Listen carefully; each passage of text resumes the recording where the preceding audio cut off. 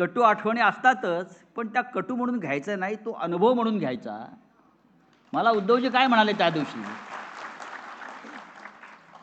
त्यांनी पुस्तक वाचलं आणि मी म्हणलं कसं आहे पुस्तक, मी भाषणात सांगेन पण एका वाक्यात सांगतो, पुस्तकात रडगाणं नाही आहे कि मेरे को अरेस्ट किया, फिर मैं रो रहा, फिर ऐसा हो गया, असं झालं तसं झालं. अरे हो गया, ठीक है, गया जेल में, वापस आ गया. जिसने मुझे पकड़ा उसको पश्चाताप हो गया, त्याला झक मारली आणि याला पकडला. अरे हम गुंडे लोग हैं, हम जेल जाने से नहीं डरते और देश को ऐसे लोगों की जावेद साहब अब जरूरत है. लोहा लोहे को काटेगा. अभी हम सब लोग जो है, साकेत है, हम है, आप जैसे हमारे मार्गदर्शक उद्धव जी है, पवार साहब है, पूरे देश में एक माहौल बन गया है.